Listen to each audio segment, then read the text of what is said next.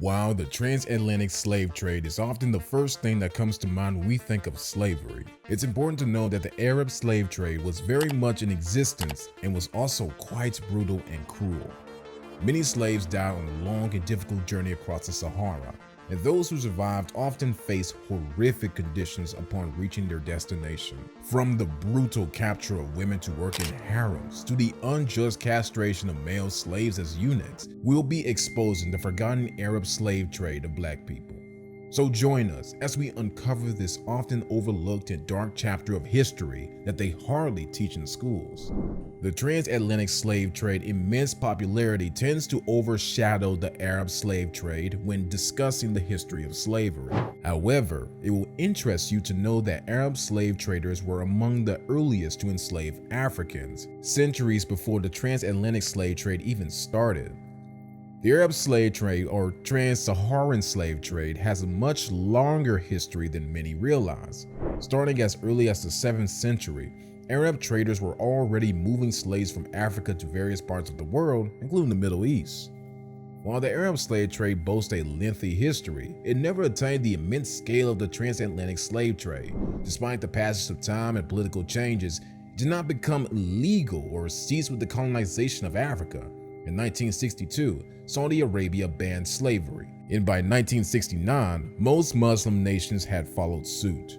However, slavery persisted in Iraq's desert regions and continued in other Arab countries, including Yemen and Oman. The term Arab is often used as a racial classification, but is actually more accurately understood as a cultural or ethnic classification.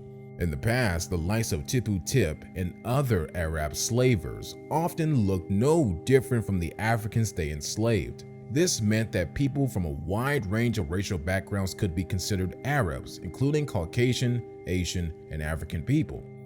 During a period of over 1,000 years from around 650 AD to the 19th century, an estimated 10 to 18 million Africans were enslaved by Arab traders and transported across the Red Sea, Indian Ocean, and Sahara Desert. The enslaved Africans transported by Arab slavers were packed in overcrowded slave ships. They suffered from thirst, hunger, and illness, and were also at the mercy of the cruel treatment meted out by the Arabian slavers.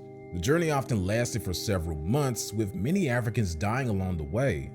The trek across the Sahara Desert to the coast was incredibly challenging and dangerous. Enslaved Africans had to endure long hours of walking in leg and neck chains, battling the relentless desert sun and ever-shifting sands. Many died from exhaustion, and those unable to continue were ruthlessly killed by slave merchants. Not only were enslaved Africans matched to Arabia through the Sahara, but some were also sold to Europeans along the way. In his letters, John Livingstone, a British missionary and explorer, described the brutal treatment of enslaved Africans by their Arab captors, stating how they were forced to travel through the Sahara Desert. Livingstone described how each slave was forced to wear a large forked stick, weighed between 30 and 40 pounds, and extending up to 5 or 6 feet long. He also described how the enslaved women were tied together with bark thongs, which were both cruel and uncomfortable. Zanzibar in Tanzania, which is now famous for its stunning white sand beaches and tourist appeal, once played a central role in the Arab slave trade in East Africa.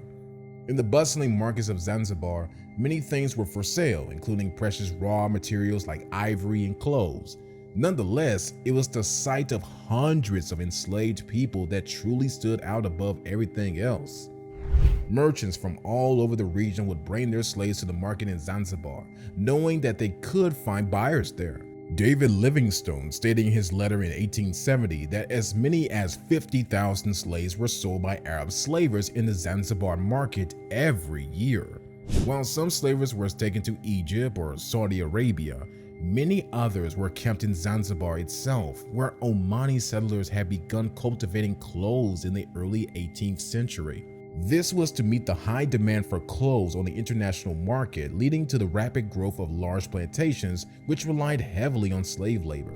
During the Arab slave trade, it's important to highlight that Arab slavers generally avoided converting enslaved Africans to Islam. This decision was strategic, as converting them would grant more rights to the enslaved and reduce the pool of potential slaves. Islamic missionaries adopted a cautious approach when it came to spreading their religion among Africans, mainly because doing so could potentially undermine the slave trade. In Islam, it was strictly forbidden to enslave fellow Muslims, regardless of their racial or ethnic background. This meant that any African who converted to Islam could claim the same religious rights and freedoms as other Muslims, which could reduce their eligibility as slaves. However, unlike the transatlantic slave trade, which primarily sought men for plantation labor, the Arab slave trade had a distinct focus on capturing and selling women and young girls. European slavers generally paid higher prices for male slaves, whereas Arab slavers valued female slaves significantly more than their male counterparts. The ratio of women to men enslaved by the Arabs was a ratio of 3 to 1. This difference was largely due to the fact that the Arab slave trade was primarily driven by the demand for concubines and sex servants rather than manual labor.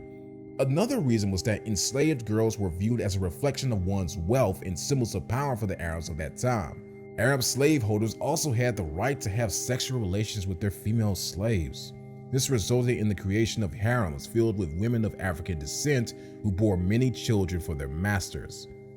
In contrast to European slave traders who commonly classified children born by female slaves to their masters as slaves. Under the Islamic legal tradition, these children were recognized as free individuals.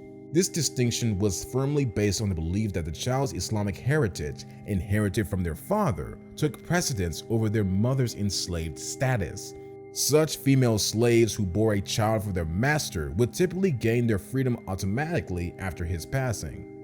While the number of female slaves exported from the Savannah and Horn regions each year was lower than that of the Atlantic slave trade, the proportional impact on the remaining populations in these areas was much greater. This was because the Arabs exported more female slaves than male slaves, so the remaining African population was densely populated by men with fewer women to reproduce. This in return put pressure on the female population, who remained to bear more children in order to replenish the population lost to the slave trade.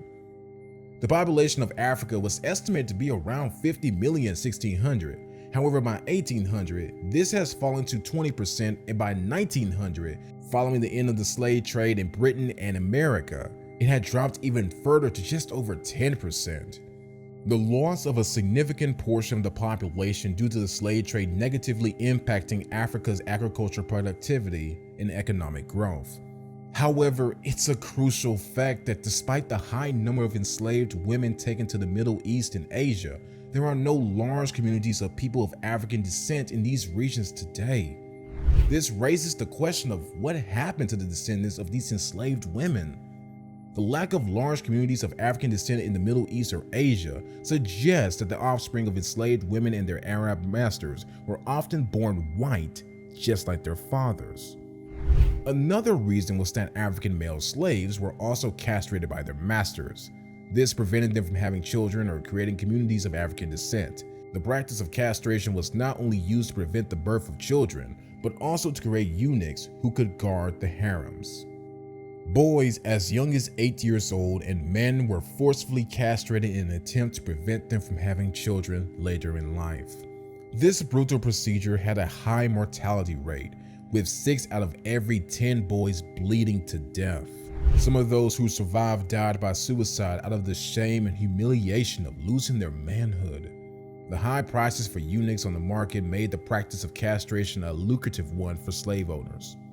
Aside from guarding harems, male slaves were also castrated to serve as eunuchs in domestic service or on plantations. It's also crucial to note that even when Europe and the United States abolished the practice of slavery in the 18th and 19th centuries, some Arab countries did not do so until much later, and some persisted even into the 20th century. Sadly, in some African countries, hundreds of thousands of people continue to endure modern-day slavery in the 21st century.